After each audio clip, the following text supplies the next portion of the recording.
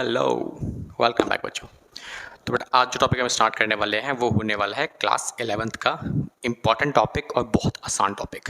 Maximum बच्चों को ना इस टॉपिक के अंदर प्रॉब्लम आती है। रीज़न कि उनको बेसिक कॉन्सेप्ट्स वगैरह फॉलो नहीं करते वो लोग, और क्या करते हैं, डायरेक्टली सॉल्यूशंस की तरफ भागते हैं। हम सॉल्यूशंस से पहले हम लोग क्या समझने वाले हैं, आज हम इस चैप्टर का पूरा कॉन्सेप्ट्स कवर करेंगे कंप्लीट लेवल पे। ओके, तो आपको जो भी छोटे मोटे डाउट्स अगर आपके स्कूल में टॉपिक स्टार्ट हो चुका है और आपको समझ में नहीं आ रहा है तो आपको बिल्कुल टेंशन लेने की ज़रूरत नहीं है, बिकॉज हम लोग इस टॉपिक में आने वाले हर एक कॉन्सेप्ट को डिटेल में समझने वाले हैं।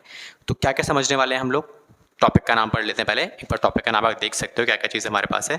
हमारे टॉपिक का नाम है बच्चों क्या, बैंक रिकॉन्सिलिएशन स्टेटमेंट।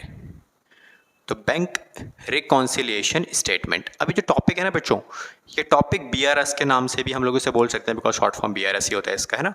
तो बीआरएस एग्जैक्टली। तो इस टॉपिक को हम लोग आज कवर करने वाले हैं। तो बैंक रिकॉन्सिलिएशन स्टेटमेंट, तो पहली बात तो हम समझते हैं कि इस टॉपिक का एग्जैक्टली मतलब क्या है। देखो बैंक का मतलब क्या होता है सबको पता है, जहां हम पैसे जमा कराते हैं कंपनी वगैरह के। What is the meaning of reconciliation, ये एक नया वर्ड है आपके लिए जो पहले आपने नहीं समझ देखा था। तो अब 11th में आने के बाद अकाउंट्स के अंदर जो रिकॉन्सिलिएशन का बेसिकली मतलब होता है वो होता है बच्चों मैच करवाना, मतलब मैचिंग। अब बात आती है सर मैचिंग तो हमेशा के लिए आपको क्या चाहिए, मैचिंग के लिए कम से कम 2 आइटम चाहिए। लेट सपोज ए को बी के साथ मैच कराना है ना। उसी तरीके से जब हम मैचिंग की बात करते हैं तो मैचिंग हम लोग यहाँ पे कराने वाले हैं इस चैप्टर के अंदर 2 चीज़ों की। किस किस चीज़ की, balance as per cash book and balance as per passbook. ठीक है बच्चों, तो हम इन दोनों के बीच में मैचिंग कराने वाले हैं। और सर इन दोनों के बीच में ही हम लोग मैचिंग कराने के लिए क्यों पड़े हुए हैं, क्योंकि बैंक का इंफॉर्मेशन इन दोनों के पास अवेलेबल होता है ना। हम अपना बैंक अकाउंट ओपन कराते हैं कहाँ पे, बैंक में, क्योंकि बैंक अकाउंट है, सिंपल सी बात है, तो बैंक में ओपन होगा बच्चों, है ना। अब पॉइंट आता है कि भाई हम जब रिकॉन्सिलिएशन की बात करते हैं तो एग्जैक्टली इस चैप्टर के अंदर हम लोग क्या पढ़ने वाले हैं।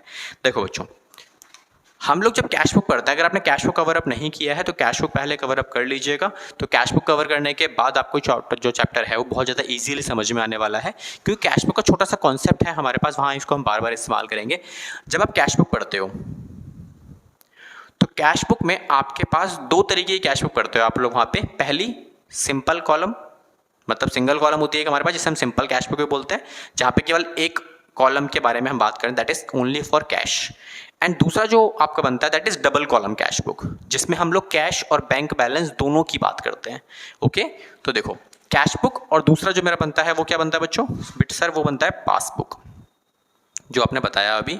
तो हम कैश बुक और पासबुक में आने वाले बैलेंसेस की बात कर रहे हैं यहाँ पे। अब इन दोनों की ही बैलेंसेस की हम बात क्यों कर रहे हैं बच्चों, इसका रीज़न समझते हैं। देखो जो कैश बुक है, कैश बुक में किसका अकाउंट का बैलेंस मिलता है, बैलेंस ऑफ कंपनी, मतलब एक तरीके से कंपनी का जो बैंक अकाउंट है उसी का ही हम लोग रिकॉर्डिंग करते हैं कहाँ पे, कैश बुक के अंदर, कि कंपनी के बैंक में जितना पैसा पड़ा है, जो पैसा हमने डिपॉजिट कराया हम उसे भी रिकॉर्ड करते हैं, जो पैसा हमने विड्रॉ किया है, किसी को चेक वगैरह दे दिया तो उसे भी हम रिकॉर्ड कर लेंगे, है ना। तो कैश बुक के अंदर हम लोग कौन से वाले कॉलम की बात कर रहे हैं, हम दोनों कॉलम्स की बात नहीं करेंगे, केवल और केवल बैंक कॉलम हमारे लिए यहाँ पे इंपॉर्टेंट हो जाता है।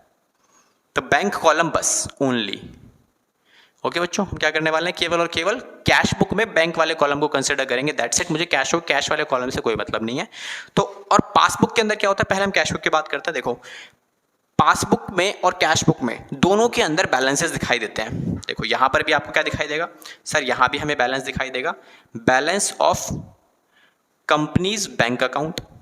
कंपनी का जो बैंक अकाउंट है उसका बैलेंस यहां शो करेगा पासबुक के अंदर, और यहां पर भी balance of companies bank account, company का ही जो बैंक अकाउंट है वो भी यहां पे प्रेजेंट करेगा। जब दोनों चीजें सेम हैं तो हमें मैच कराना इंपॉर्टेंट क्यों है, क्योंकि दोनों का बैलेंसेस भी तो सेम होना चाहिए। अब देखो मुझे एक बात बताओ बच्चों, हमने क्या किया, लेट सपोज मैंने बिजनेस स्टार्ट किया 1 अप्रैल को 2022 में, ओके, एंड बैंक में पैसे जमा कराए, जिसको हम क्या बोलते हैं बच्चों, कि बिजनेस में कैपिटल इन्वेस्ट किया गया, लेट सपोज 1 लाख रुपए। अब जैसे ही मैंने पैसा इन्वेस्ट किया तो हमने कैश बुक के अंदर पढ़ा था, क्या पढ़ा था, कि कैश बुक में हमने इस अमाउंट को रिकॉर्ड किया, मतलब मैंने कैश बुक में क्या कर दिया, बैलेंस प्लस कर दिया, कहाँ पे, बैंक कॉलम के अंदर 1 लाख रुपए बैंक में जमा कराए थे, कैप एज ए कैपिटल, तो रिपोर्ट अपने रिकॉर्ड कर लिया।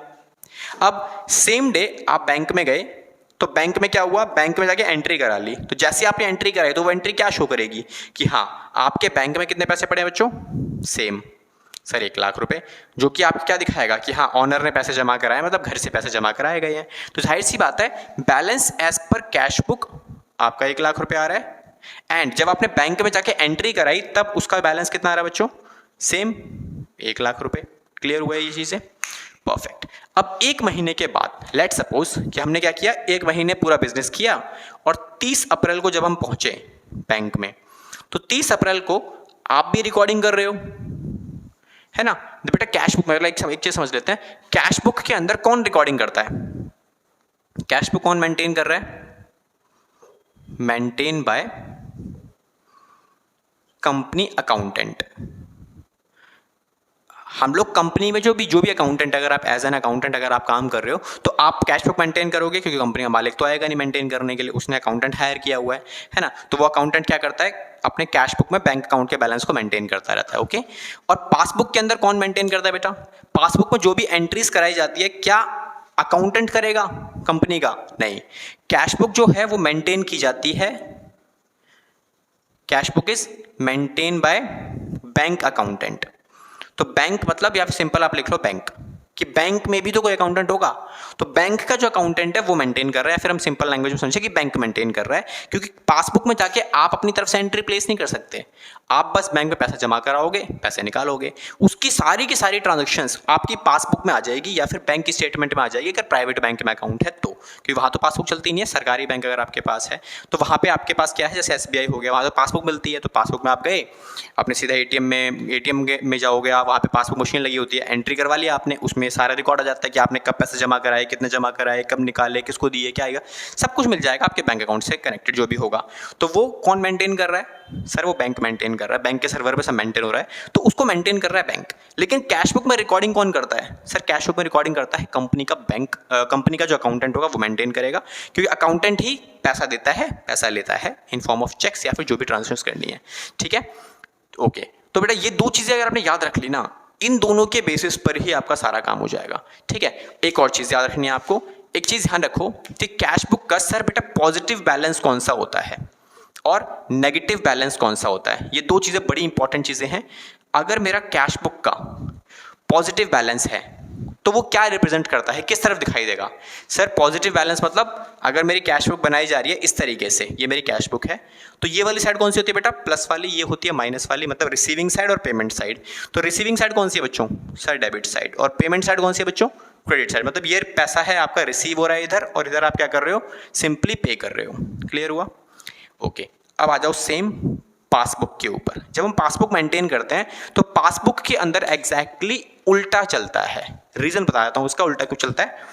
पासबुक की ये हो गई क्रेडिट साइड, सेम अकाउंटेंट तो वहां भी बैठा हुआ है ना, तो वो अकाउंटेंट क्या करेगा, जैसे ही अकाउंटेंट के लिए ये पैसा जो है रिसीविंग साइड पे, हम अपने पॉइंट ऑफ व्यू से अगर बात करें तो प्लस होगा तो क्रेडिट साइड बढ़ाएगा वो, माइनस होगा तो वो नेगेटिव साइड बढ़ाएगा। Reason, we are a liabilities for a bank, and bank जब भी कोई डाटा मेंटेन करता है तो वो अपने पॉइंट ऑफ व्यू से करेगा। Cash book is maintained by company accountant, तो कंपनी अकाउंटेंट के लिए कैश बुक में जो बैंक बैलेंस है वो उसके लिए एसेट्स होता है ना। और बेटा एसेट्स के लिए अगर हम देखें तो सारे के सारे एसेट्स का डिफॉल्ट बैलेंस क्या होता है बच्चों, डेबिट। तो डेबिट अगर बढ़ेगा या घटेगा, तो बढ़ेगा तो हम क्या करते हैं डेबिट, घटेगा तो हम क्या करते हैं सर क्रेडिट। लेकिन लायबिलिटीज के लिए हम क्या करते हैं बच्चों, लायबिलिटीज के लिए उल्टा होता है, लायबिलिटीज का डिफॉल्ट बैलेंस होता है सर क्रेडिट, तो लायबिलिटी जब बढ़ेगी आपकी तो क्रेडिट होगी, घटेगी तो यहाँ पे डेबिट होगी। ये सेम प्रोसेस फॉलो किया जाता है फ्रॉम दी बैंक, जो डाटा मेंटेन कर रहा है कहाँ पे आपका पासबुक में। तो हमने जो पैसे जमा करा रखे हैं वो बैंक के लिए एज अ लायबिलिटी होता है, और वही अमाउंट एज अ लायबिलिटी होने की वजह से पासबुक के अंदर अगर प्लस होगा, मतलब उसमें दिखा रखा है जैसे आप अपने बैंक में पैसे अपने जमा कराए है ना, आपके फादर का या मदर का अकाउंट होगा बैंक के अंदर, तो जब भी पैसा जमा कराया जाता है या उनके अकाउंट में पैसा आता है तो मैसेज आता है ना लिखा हुआ, your account has been credited by so and so rupees, message आता है ना, मतलब पैसे जमा हुए हैं। इसका मतलब क्या है, बैंक ये बता रहा है कि आपके अकाउंट में पैसा बढ़ चुका है। तो बैंक ने क्या किया, अपनी तरफ लायबिलिटी इंक्रीज कर ली, और जैसे ही आपने किसी को पेमेंट करी तो आप बैंक से क्या मैसेज आएगा, your account has been debited by 100 rupees, 200, 500 जो भी होगा।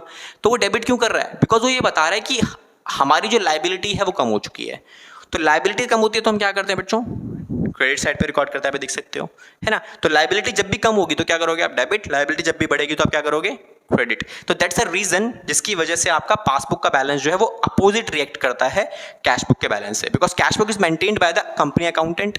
तो कंपनी अकाउंटेंट के हिसाब से अगर देखा जाए तो वो हमारे लिए एसेट्स है, लेकिन बैंक में जो पासबुक है वो एज अ लाइबिलिटी रिकॉर्ड किया जाता है, बिकॉज बैंक में जो पैसा हमारा पड़ा हुआ है ना वो बैंक अपने तरीके से इस्तेमाल नहीं कर सकता, वो पैसा हमारा है, हम जब चाहे निकाल सकते हैं, है ना। इसीलिए बैंक से हमें इंटरेस्ट मिलता है क्योंकि हमने पैसा दे रखा है और वो हमारा पैसा है।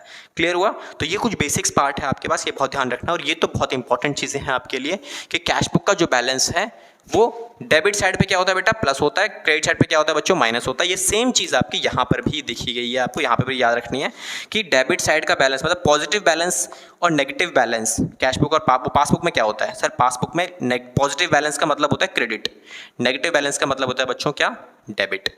रीजन बीइंग अभी समझाया मैंने आपको, क्यों, क्योंकि passbook is prepared by a bank and bank के लिए वो लाइबिलिटी है, लाइबिलिटी एज पर बैंक।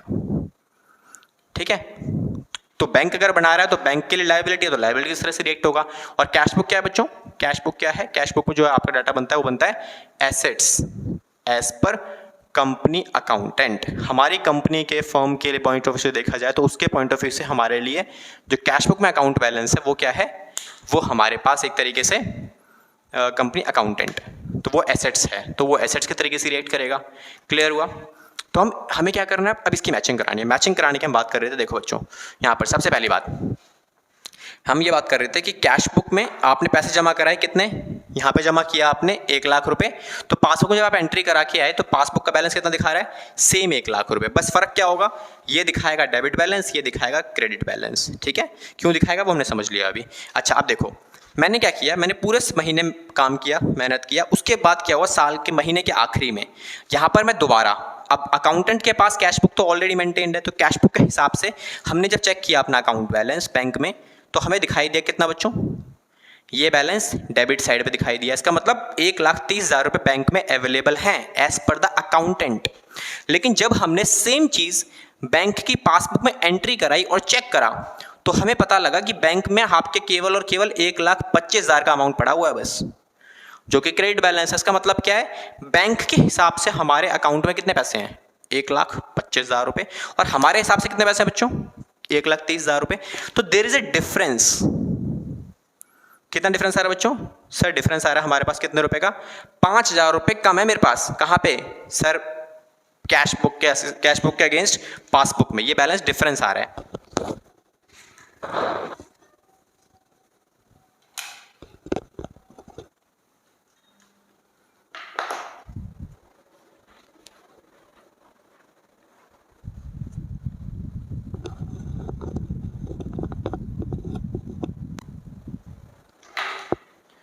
जो ये डिफरेंस अमाउंट है, इसी डिफरेंस अमाउंट के लिए हमें क्या करना होता है, एक स्टेटमेंट प्रिपेयर करनी पड़ती है जिसका नाम होता है बच्चों क्या, बैंक रिकॉन्सिलिएशन स्टेटमेंट। तो आई होप इस चैप्टर का बेस आपको समझ में आया होगा बेटा। बेसिक से आपको इस पूरी कहानी में क्या क्या चीज़ें याद रखनी है। याद रखने वाली चीज़ें जो आपके पास है वो ये कॉन्सेप्ट है कि एसेट्स और लायबिलिटीज का डिफरेंस क्या होता है और किसको मैच करा रहे हो आप, कैश बुक और पासबुक का आप मैच करा रहे हो, दोनों में ये तीनों पॉइंट्स कि कैश बुक कौन मेंटेन कर रहा है, कंपनी का अकाउंट। ये तो बहुत इंपॉर्टेंट पॉइंट है आपके पास कि cash book is maintained by company accountant and passbook is maintained by bank. ठीक है, एक ये पॉइंट याद रखना है। दूसरा ये वाला पॉइंट कि कैश बुक का डेबिट बैलेंस होता है पॉजिटिव, क्रेडिट बैलेंस होता है नेगेटिव, एंड पासबुक के हिसाब से उल्टा होता है, पासबुक का डेबिट बैलेंस होता है नेगेटिव और पासबुक का क्रेडिट बैलेंस होता है पॉजिटिव। क्लियर हुआ, ठीक है सर। ये अगर आपको क्लियर है ना, तो आपको ज़्यादा प्रॉब्लम नहीं होगी इस पूरे चैप्टर के कॉन्सेप्ट को समझने के लिए। आप इसको नोट डाउन कर सकते हो, ये वाला सेक्शन बड़ा इंपॉर्टेंट पार्ट है, इसको अच्छे से नोट डाउन कर लेना। ठीक है बच्चों, ये समझाने वाला पार्ट है। अभी हम इसको आगे कंटिन्यू करते हैं। तो क्या करना है आपको इसके अंदर बेटा, इसके अंदर आपको बहुत सिंपल चीज़ें करनी है। अभी हमें उस डिफरेंसेस के बारे में ही बात कर रहे हैं, तो हम इस चैप्टर को कवर अप करने के ना मैं आपको दो तरीके देने वाला हूँ। तो आपको दोनों में से कौन सा तरीका अच्छा लगता है वो मुझे कमेंट बॉक्स में ज़रूर बताइएगा, ताकि हम उन दोनों में से जो भी आपको फॉलो करना है हम उसको फॉलो करते हुए कंटिन्यू करें।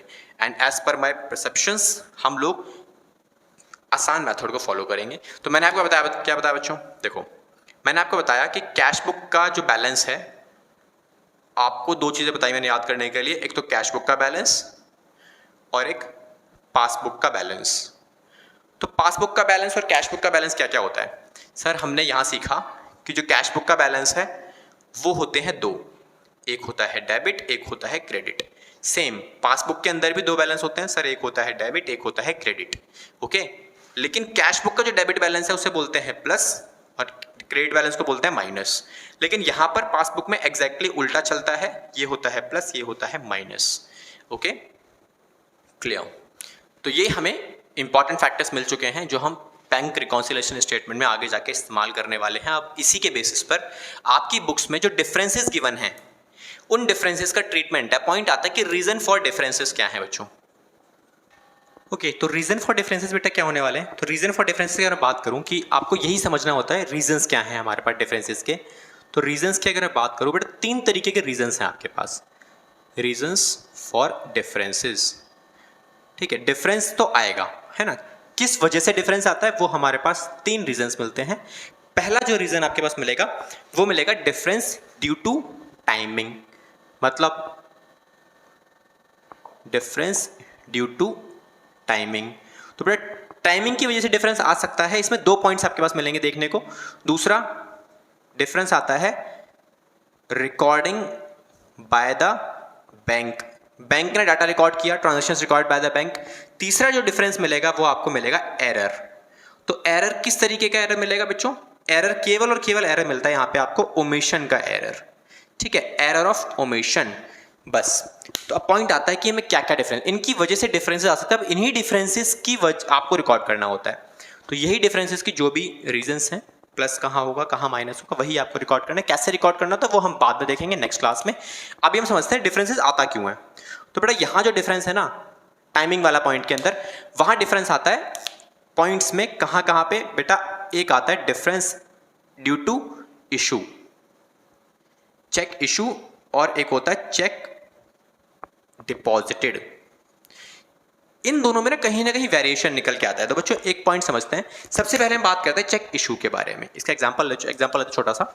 लेट सपोज हमने क्या किया, हमारा एक बिजनेस है जिसमें हमने कंपनी ओपन कर रखी है और उसके अंदर हमने क्या किया, एक पार्टी जिसका नाम है रामू। रामू को मैंने क्या किया बच्चों, रामू को मैंने एक चेक दिया।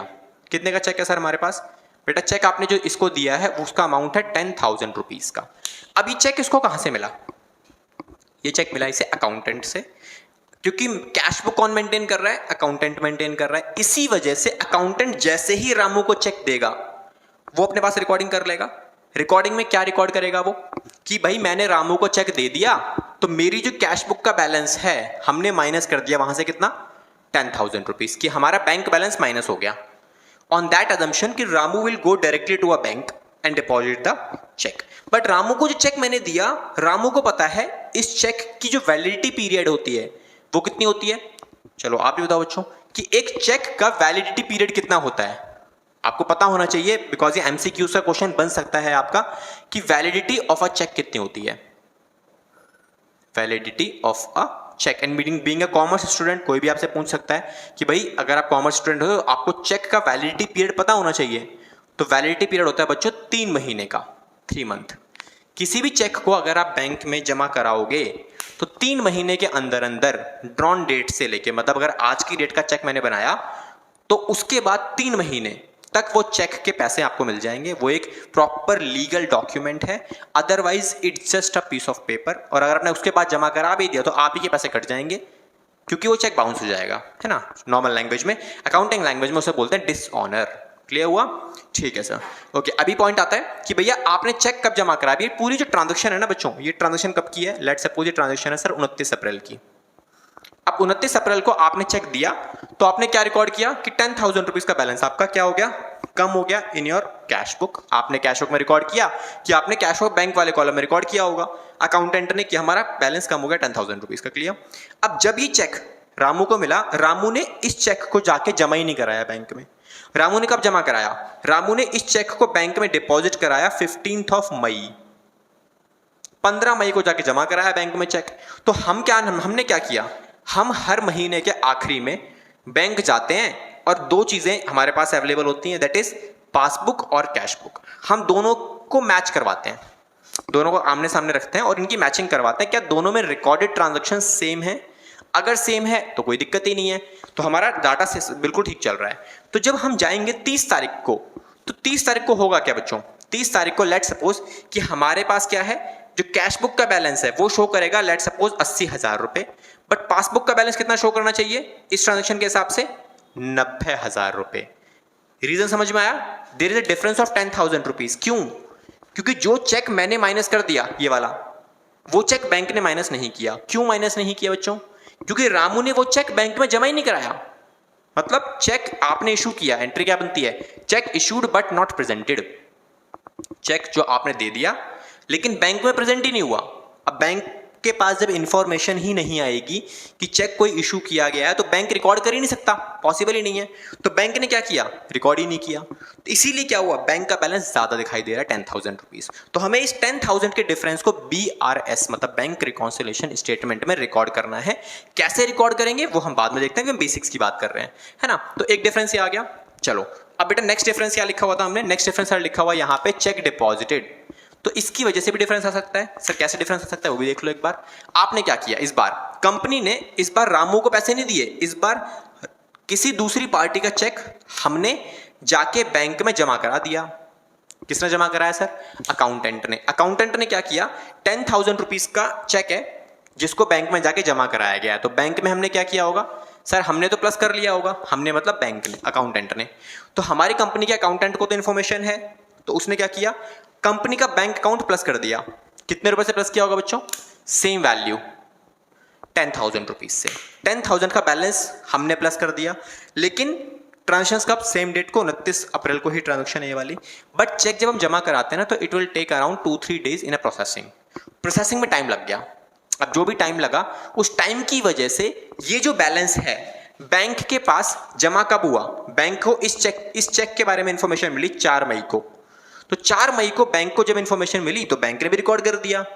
अब हम इन बिटवीन 29 से लेके 4 मई के बीच में अगर मैं बैंक में जाता हूं और रिकॉन्सिलेशन मेंटेन करता हूं, जैसा कि हमने क्या बताया कि 30 अप्रैल को हम लोग बैंक में गए, पासबुक में एंट्री कराई और मैच कराने बैठ गए। जब हम मैच कराने बैठे तो हमें क्या दिखाई देगा? हमें दिखाई देगा कि हमारे कैश बुक का बैलेंस कितना आ रहा है बच्चों?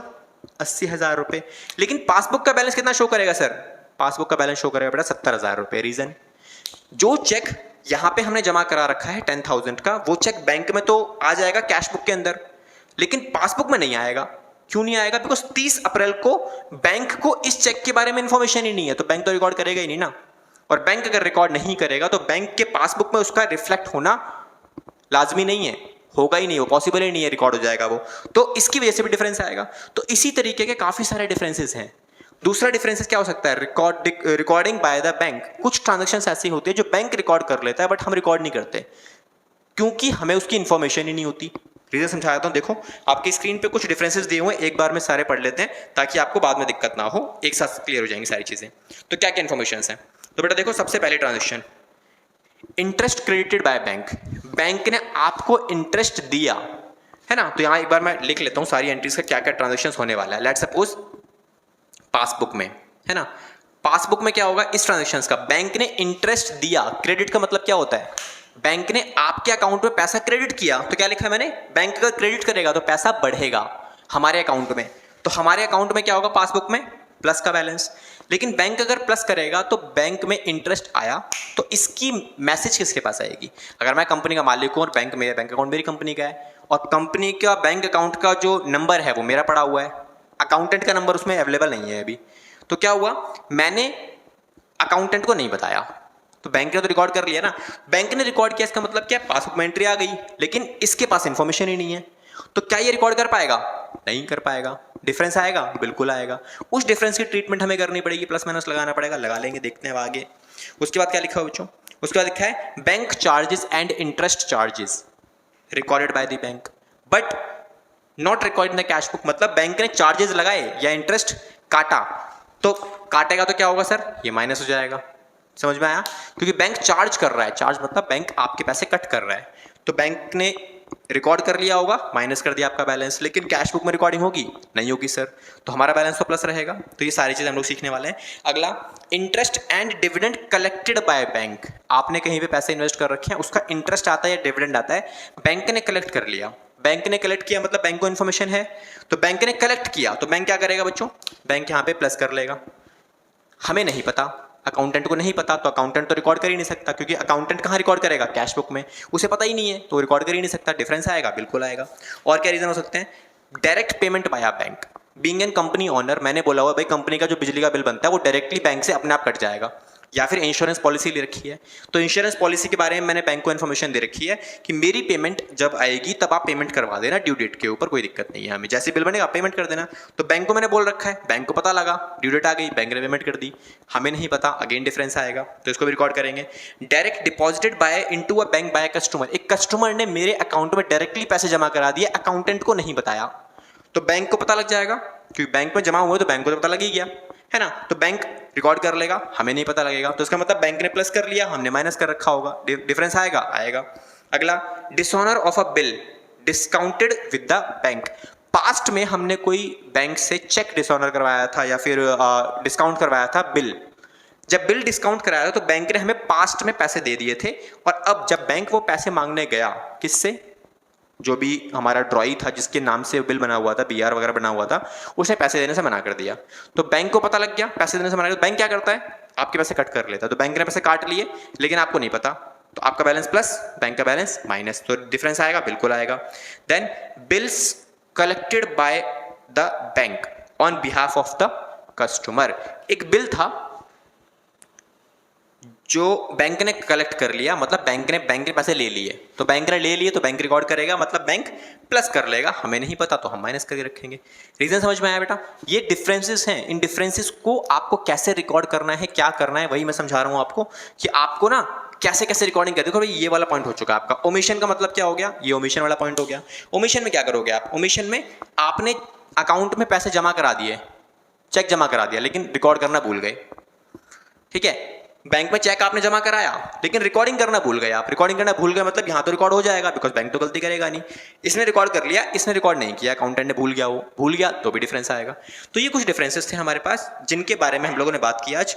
अब इसको कैसे प्रेजेंट करते हैं बेटा वो भी देख लेते हो। तो बेटा जब इसे रिकॉर्डिंग करते हैं, इसको मेंटेन करते हैं, इसको मेंटेन करने के दो अलग अलग तरीके हैं हमारे पास, हम दोनों तरीकों से डाटा मेंटेन करेंगे। कौन कौन से ऑप्शंस हैं आपके पास, कैसे कैसे आप इसे प्रिपेयर कर सकते हो, एक बार वो भी देख लो, ठीक है। फिर नेक्स्ट क्लास से हम इसको क्वेश्चंस के साथ फ्रेम करेंगे इस पूरे चैप्टर को, ताकि आपको कोई प्रॉब्लम ना आए इसके सॉल्यूशंस के अंदर, ओके। चैप्टर बच्चों बहुत सिंपल है, मैं आपको समझा रहा था कि इस चैप्टर को करने के दो तरीके, पहला याद कर लो बच्चों 44 पॉइंट्स ऑन एन एवरेज, ठीक है। 4 केसेस मैंने आपको लिखवाए थे इसके अंदर, कैश बुक का प्लस बैलेंस, कैश बुक का नेगेटिव बैलेंस, पासबुक का प्लस बैलेंस, पासबुक का नेगेटिव बैलेंस, हर एक के ऑन एन एवरेज 11 पॉइंट्स हैं। 11 पॉइंट्स के अपने आप में ट्रीटमेंट दिया हुआ है कि प्लस और माइनस, कब प्लस करना है कब माइनस करना है, ये पॉइंट याद करो, चैप्टर खत्म, आराम से हो जाएगा।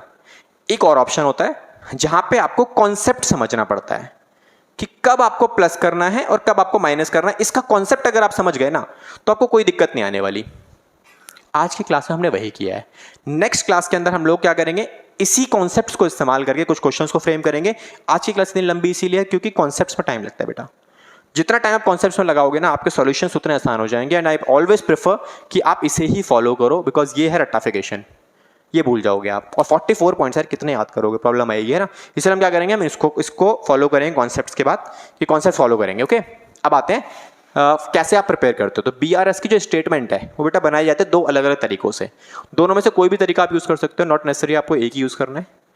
देखो बच्चों, ये होता है रुपीज़ का कॉलम, ये होता है मेरा पर्टिकुलर कॉलम, ठीक है। यहाँ पे आप क्या लिखते हो, सबसे पहले आपका हर एक क्वेश्चन में इन चारों में से कोई भी एक स्टार्टिंग पॉइंट आपको पक्का देगा। तो यहाँ पे आप क्या लिखोगे, balance as per cash book या फिर पासबुक, जो भी गिवन होगा। अगर पॉजिटिव बैलेंस है तो सिंगल रखोगे आप, नेगेटिव बैलेंस है तो ध्यान रखना आपको हमेशा ब्रैकेट में प्रेजेंट करनी है वैल्यू इफ नेगेटिव। अगर आपका बैलेंस जो है वो नेगेटिव गिवन है किसी का भी हो, चाहे वो पासबुक का हो चाहे वो कैश बुक का हो, अगर नेगेटिव है तो इसे ब्रैकेट में प्लेस करना होता है।